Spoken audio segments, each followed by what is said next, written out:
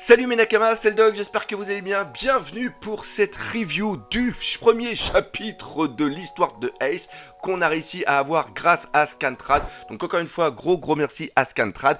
Et qu'est-ce que c'est que ce premier chapitre? Ce premier chapitre est l'adaptation, je mets bien des guillemets à adaptation, on les voit les guillemets, adaptation du roman de Ace qui a été réalisé, écrit par Sho Hinata, et d'ailleurs on peut les avoir en français grâce à Glénat. C'est en 2 volumes. Qu'est-ce que ça raconte? Ça raconte l'histoire de Ace, je parle bien du roman, de son départ de Fushaton jusqu'à je veux pas spoiler la fin, mais ce qui arrive à Ace, je voudrais pas que ça m'arrive. Quand je parle que ça a été fait, c'est une adaptation qui a été faite par 2 personnes. Au niveau du storyboard, Ishiyama Ryo, et après au dessin, c'est Boichi.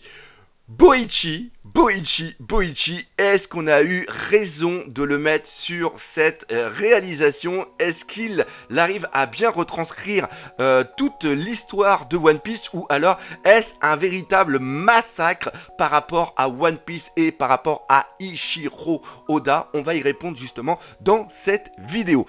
D'abord, on va plus parler du fond que de la forme. C'est-à-dire qu'on va parler un petit peu du texte, savoir si c'est une bonne ou une mauvaise adaptation. Vous devez vous douter que vu que j'ai mis des guillemets sur adaptation, je pense qu'ils auraient pu faire mieux. Déjà, l'adaptation, comme je l'ai dit, on la doit à Ishiyama Ryo. Pourquoi? Parce que c'est lui qui a fait le storyboard. Et qu'est-ce que c'est qu'un storyboard? Un storyboard est un élément qui permet de passer d'un média vers un autre. C'est-à-dire que là, on a un roman et après, ça devient un manga. Et donc, on doit structurer un petit peu le récit, le prendre et après le détailler pour pouvoir dessiner ce qu'il y a un petit peu dans les cases, pour après pouvoir être donné à un mangaka quand c'est un roman, ou après c'est directement donné à des animateurs quand ils doivent faire par exemple l'adaptation entre un manga et un anime. Je trouve qu'il s'est à peu près bien débrouillé, sauf que il manque énormément de choses. Ce qui était vraiment excellent au niveau du roman, c'est qu'il y avait une certaine profondeur, peut-être même une certaine noirceur. Je vais donner qu'un seul passage parce que je vais pas spoiler ici, parce que si vous avez envie de le lire, je vous invite d'ailleurs à les lire. À un moment, la Ace et Deuce Mask, pour ceux qui ont lu, vous voyez, c'est la personne justement qui raconte le récit, et ça c'est vraiment très important qu'on ait quelqu'un qui raconte un récit. Il y a justement leur rencontre, et ce qui se passe c'est qu'à un moment sur la plage, il y a Ace qui dit que justement il a jamais connu sa mère et tout ça, puis qu'il en veut à son père, et l'autre il dit ouais mais tu peux pas en vouloir à ton père parce que ça peut pas être le plus pourri à moins qu'il soit le seigneur des pirates. Et là t'as Ace qui fait quelque chose, et justement le mec arrive à comprendre que le père de Ace est justement le seigneur des pirates. Et là déjà il se passe un petit truc qu'on n'a pas malheureusement dans le manga, et qui aurait été quand même un petit peu intéressant. Pareil, au début c'est pas la franche camaraderie entre les deux, et ça c'est bien marqué dans le roman, chose qu'on n'a pas dans le manga. Pareil, cette solitude et tout ça, on l'a pas du tout dans le manga, alors que c'est quelque chose qui est quand même bien détaillé au niveau du roman. Et même comment Ace a le fruit du démon, comment il le trouve, comment il est séparé, ça aurait pu être beaucoup mieux montré, et c'est un autre choix qui a été fait au niveau du manga, et ça je ne comprends pas. Il y avait quelque chose qui était vraiment très bien, même comment il rencontre les différents membres d'équipage. Je trouve que ça aurait pu être montré en une dizaine de pages, alors que là c'est totalement ellipsé. Je ne sais pas si on aura un retour en arrière ou pas, mais c'est vraiment dommage. Je trouve que c'est vraiment dommage, on sent qu'il y a un petit rush sur les trucs, et voilà, c'est quelque chose qui me fait un tout petit peu tiquer, donc c'est pour ça que je dis que c'est vraiment une adaptation du roman. Maintenant, on va parler de la forme, c'est-à-dire qu'on va parler de comment ça a été dessiné. Est-ce que Boichi est vraiment la bonne personne qu'on aurait pu utiliser pour faire ce passage, ce chapitre, et même les autres? Je pense que les autres vont être dessinés aussi par lui, et moi je vais pas tourner autour du pot, hein. Je vais vous le dire tout de suite, pour moi c'est une véritable réussite. Pourquoi je dis ça? C'est quelque chose qu'on n'a pas vu dessiné par Ichiro Oda. Il faut savoir que Boichi, c'est pas son premier exercice qu'il fait sur l'œuvre de One Piece. Pour fêter les 22 ans, il avait refait le chapitre justement quand il y a Zoro qui combat Mihawk, et là personnellement j'ai tiqué. Personnellement j'avais eu du mal. Pourquoi? Parce que c'est quelque chose qui a déjà été dessiné par Ichiro Oda, et on avait la vision d'Ichiro Oda qui était faite.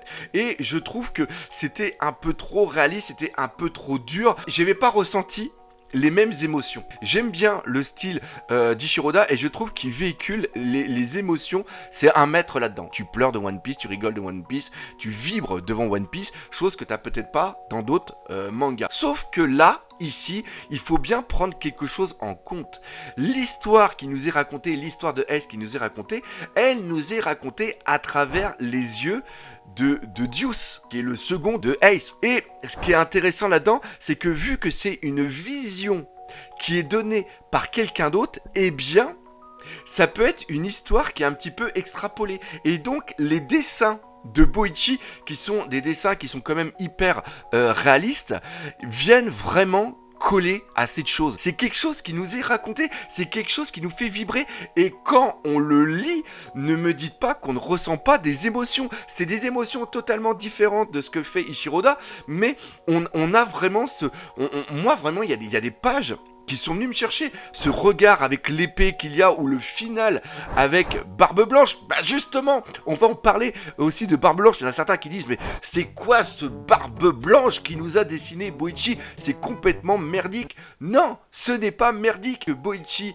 a un style qui est vraiment réaliste, et il y en a qui disent oui mais ça va pas, One Piece c'est quelque chose de totalement what the fuck, il y a des fruits du démon, il y a des mecs qui mesurent plusieurs mètres de haut, il y a plein de créatures, c'est des choses qu'on ne trouve pas dans notre monde. C'est vrai, c'est un petit peu de la fantaisie, je suis totalement d'accord, sauf que c'est tiré de quelque chose qui s'est réellement passé dans notre monde. C'est l'âge d'or de la piraterie qui est du 17e, 18e siècle. Et quand tu vois le Barbe Blanche tel qu'il est dessiné, ça peut représenter un véritable pirate qui a existé. Le dessin des bateaux, dessin des bateaux, nom de Dieu! Regardez-moi ce dracard qui est mis comme ça sur le rocher. Il est absolument fantastique. Cette tête de proue qui est absolument énorme. Et à la fin, ce Moby Dick, mais comment il envoie du steak. Regardez-moi ces dimensions, cette grandeur. C'est absolument dingue. Par contre, le truc où j'aurais un petit peu de mal, c'est par exemple la créature qui est vraiment hyper méchante, l'oiseau d'ailleurs. Pourquoi ils ont foutu un oiseau? Je ne sais pas. Mais l'oiseau qui était hyper violent, comparé à l'oiseau qu'il y a de Chopper pendant l'ellipse, vous voyez un petit peu la différence, quoi. Là, c'est des oiseaux qui font quand même un petit peu peur.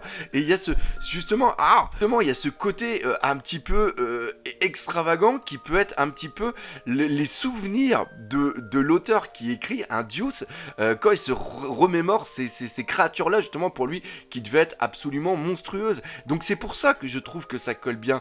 C'est quelque chose que j'adore, parce qu'il y a aussi autre chose qui, moi, me fait plaisir, c'est voir un univers qui est dessiné, qui a été approprié par d'autres personnes. C'est-à-dire que on n'est pas comme dans, par exemple, Hergé, qui, quand il est mort, si quelqu'un avait voulu dessiner du Tintin, aurait dû obligatoirement reprendre les traits de Hergé, comme ça s'est passé pour le Alpha, je me rappelle plus le nom du dernier tome de Tintin qui a pas été, c'est Alpha quelque chose, mais je me rappelle plus. Là ici, c'est une sorte de spin-off, c'est quelque chose qui s'est déjà réalisé, c'est quelque chose qui est raconté par une autre personne, donc ça peut être fait par un autre dessinateur. L'autre exemple que j'aurais, je sais pas si vous connaissez Dragon Ball Multiverse, mais à un moment, il y a un mec qui dessine Dragon Ball avec un aspect hyper comics, et je trouve que ça va bien, parce que ça raconte une histoire alternative, ça raconte autre chose. J'aime bien quand quelqu'un qui a un style différent s'approprie un univers, mais l'univers qui dessine reste cohérent avec l'univers existant. Et je trouve que là, ce qu'il a fait justement Boichi, c'est vraiment très très bon. Ça colle à une réalité de One Piece. Et pourtant, je veux dire que plus taré de One Piece que moi, il doit pas y en avoir beaucoup. Donc normalement, si je suis la mentalité de certains, je dois prendre ce qu'a fait Boichi par un sacrilège d'avoir dénaturé carrément l'univers graphique de One Piece. Non, c'est vraiment très très bon, et je vous invite justement à lire ça, à essayer de prendre du recul. Ça, c'est vraiment très très important, et si vous prenez du recul, si vous prenez ça avec une autre vision, vous verrez que ce qu'il est en train de faire est quelque chose qui va faire date dans l'histoire de One Piece. Et même, ce qui pourrait être vraiment excellent, c'est-à-dire qu'à la fin de One Piece, on va dire ça dans à peu près 10 ans, imaginez que d'autres mangaka qui ont grandi avec One Piece veulent dessiner justement d'autres histoires de One Piece. Je ne parle pas de dessiner une suite, je veux que One Piece se termine bien, mais imaginez qu'ils décident de nous conter l'histoire de Goldie Roger ou l'histoire de d'autres personnes et que ça soit fait avec d'autres dessins mais qu'on soit toujours dans l'univers de One Piece. Je trouve que ce serait l'un des plus beaux hommages qui peut être fait justement à cette œuvre qu'est One Piece. Donc voilà ce qu'il y avait à dire de mon côté au niveau de ce premier chapitre de l'histoire de Ace. Je peux vous dire que j'attends la suite avec énormément d'impatience. Si vous avez aimé cette vidéo, comme d'habitude, n'hésitez pas à partager, parlez-en autour de vous, laissez des commentaires, mais surtout, on n'oublie pas le principal, One Piece, c'est la vie. Et nous, on se donne rendez-vous vendredi pour justement la sortie du chapitre 991. Allez, salut mes Nakamas!